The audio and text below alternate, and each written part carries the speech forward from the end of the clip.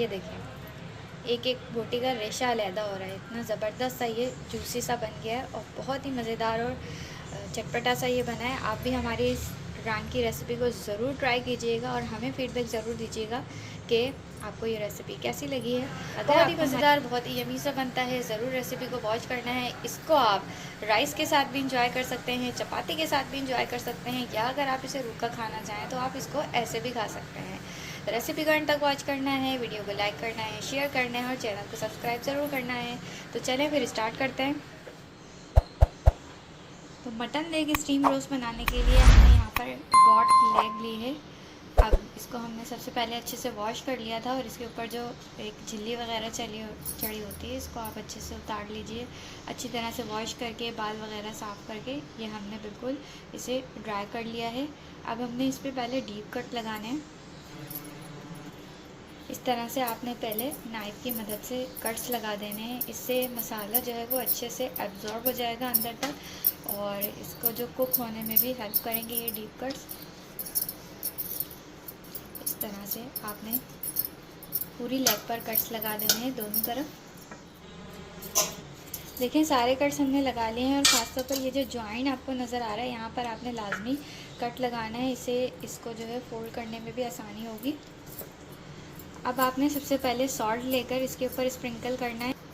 तो दोनों साइड पे आपने सॉल्ट ऐड करके इसको अच्छे से मसाज कर देना है ताकि जो नमक है वो अच्छे से इस पर लग जाए। इसके बाद हम इसके ऊपर डालेंगे सिरका 1 टेबल स्पून के जितना दोनों साइड्स पर, और इसको भी हमने अच्छे से मल देना है डालकर। इसके बाद हमने अदरक लहसुन का पेस्ट लेना है और उसका भी इस पर अच्छे से मसाज कर देना है।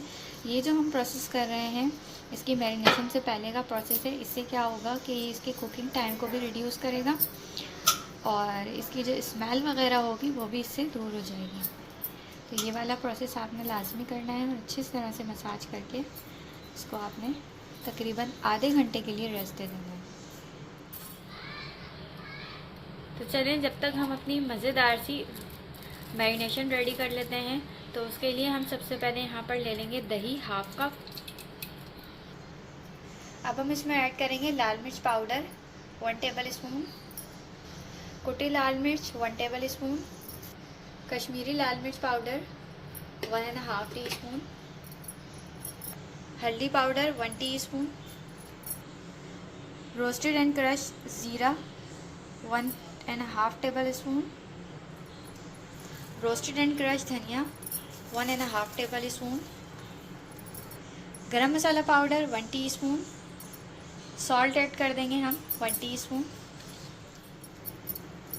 तो तमाम मसाले हमने इसमें शामिल कर दिए थे। अब हम इसको अच्छे से मिक्स कर लेंगे इस तरह से।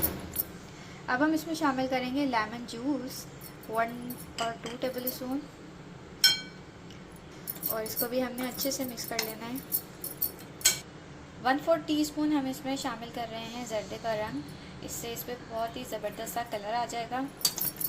इसकी मिक्सिंग देखिए हमने अच्छे से कर लेनी है और अच्छे से हमने इसको मिक्स कर लिया है और हमारी बेहतरीन सी मैरिनेशन रेडी हो गई है। तो चलें, यहाँ पर आधा घंटा भी कंप्लीट हो चुका है। अब हमने ये जो मैरिनेशन तैयार की है इसको हमने इस लेग के ऊपर लगाना है। इस तरह से आप पहले मैरिनेशन को थोड़ा सा रख कर अब अपने हाथों से इसको अच्छे से पूरी लेग के ऊपर स्प्रेड करना है और इस तरह से इसका मसाज करना है कि सारे कट्स वगैरह जो भी हमने लगाए थे इन सब के अंदर ये जो मैरिनेशन है ये अच्छी तरह से चले जाए। तो ये इसी तरह से आपने हाथों से अच्छी तरह से मसाज करके मल कर इस मैरिनेशन को इस पर अप्लाई करना है। इसी तरह आपने दूसरी साइड से भी करना है। मैरिनेशन को अप्लाई करना है, अच्छी तरह से मसाज करना है सारे कट्स के अंदर इस तरह से। देखिए, मैरिनेशन को हमने अच्छे से अप्लाई कर लिया है। अब हम इसके ऊपर 1 टीस्पून ऑयल ऐड करेंगे दोनों साइड्स पर। ऑयल को भी हमने अच्छे से इस पर स्प्रेड कर देना है।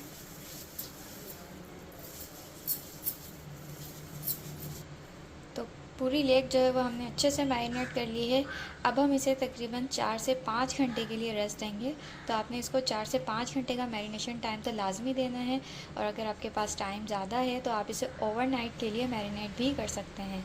और बेस्ट रिज़ल्ट के लिए तो आप इसे एक दिन पहले ही मैरिनेट करके रखें और अगले दिन इसे बनाएं। तो बहुत ही ज़बरदस्त फ्लेवर देता है। लेकिन अगर टाइम कम है तो कम से कम आप इसे 4 से 5 घंटे लाजमी दें। अब हम इसे फ्रीजर में रखेंगे 4 से 5 घंटे के लिए। तो हमारा 5 घंटे का मैरिनेशन टाइम कंप्लीट हो चुका है। अब बारी है इसको स्टीम करने की। तो उसके लिए हमने सबसे पहले बड़ा सा पतीला ले लिया है। तो आप चाहें, अगर आपके पास ओवन अवेलेबल हो तो आप उसमें भी स्टीम कर सकते हैं, इसे रोस्ट कर सकते हैं, लेकिन हम आपको पतीले में बनाना सिखाएंगे।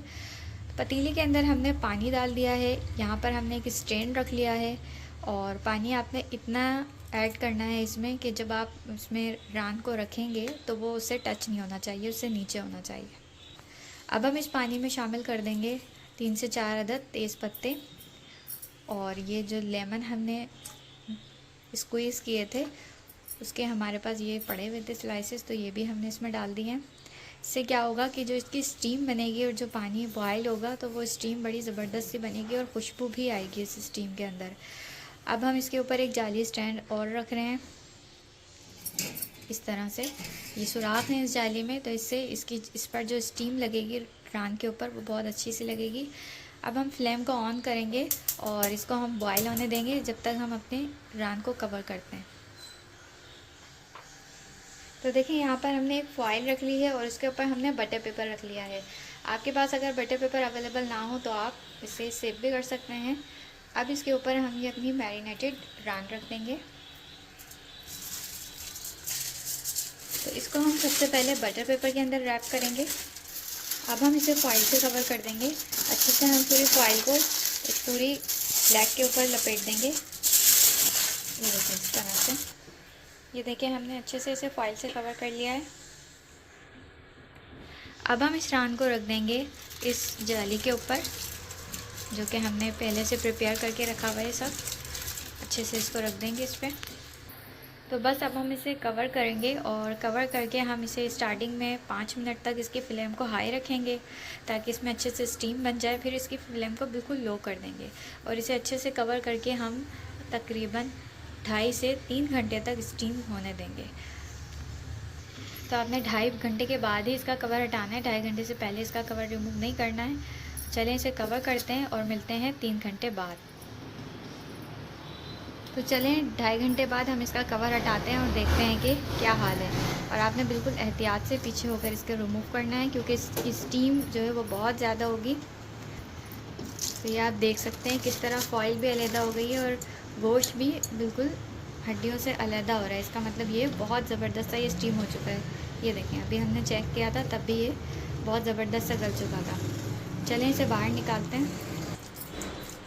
तो देखें इसकी फॉइल को हटाते हैं और बटर पेपर हटाते हैं इस पर से और आप देख सकते हैं कि ये कितना ज़बरदस्त सा गला हुआ है। चलिए अब हम इसे सर्व करके दिखाते हैं।